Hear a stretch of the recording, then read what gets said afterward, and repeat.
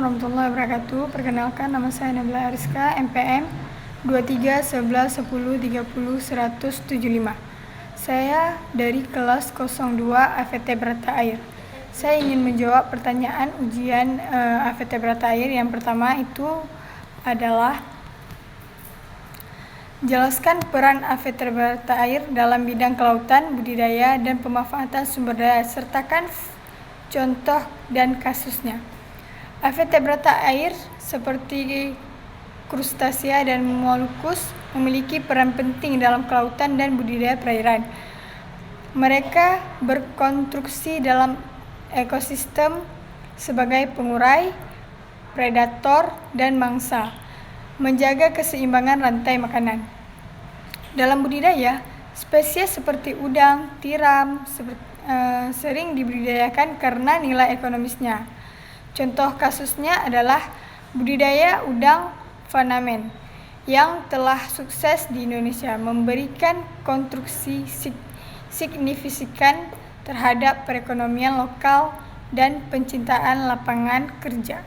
Nomor 2. Faktor apa yang mendasari pembagian subfilum atau kelas pada filum Protozoa, Rotifera, dan Coleterata, serta contoh kasusnya? Jawabannya, pembagian subfilum atau kelas pada filum Protozoa, Rotifera, dan Coleterata disertai pada karakter morfologi, fisiologi, dan cara hidup.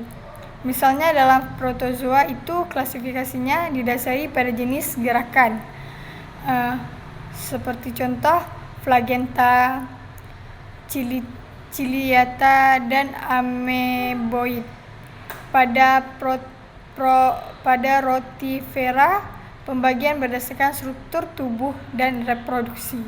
Sedangkan pada Coleterata, pengelompokan didasari pada bentuk tubuh dan jenis kelamin atau jenis siklus hidup hewan tersebut. Misalnya Medusa dan Popin. Contoh kasusnya klasifikasi protozoa itu seperti Paramecium, Ciliata, yang memiliki silian untuk bergerak menuju adaptasi terhadap lingkungan. Soal nomor 3. Mekanisme apa saja yang digunakan oleh filum Rotifera untuk beradaptasi dengan perubahan lingkungan? Filum Rotifera merupakan beberapa bentuk mekanisme untuk beradaptasi dengan perubahan lingkungan. Yang pertama itu ada reproduksi seksual dan aseksual. Rotifera dapat bereproduksi secara aseksual atau melalui partenogenesis dalam kondisi yang menguntungkan, tetapi beralih ke reproduksi seksual seketika lingkungan menjadi tidak stabil, memastikan keragaman genetik dan ketahanan. Yang kedua itu ada metagenis. Beberapa spesies mengalami metagenesis, bergantian antara fase seksual dan aseksual tergantung pada kondisi lingkungan, memungkinkan fleksibilitas dan dalam reproduksi. Yang ketiga itu ada daur hidup yang cepat. Rotifera memiliki siklus hidup yang pendek, memungkinkan mereka untuk dengan cepat beradaptasi dan mengisi niksin yang tersedia ketika kondisi lingkungan berubah. Yang keempat itu ada ketahanan terhadap stres lingkungan. Beberapa Rotifera dalam bentuk tahanan dapat membentuk tahanan dalam kondisi yang ekstrim, yang mungkin mereka bertahan dalam keadaan kering ataupun lingkungan yang kurang mendukung hingga kondisi membaik. Contoh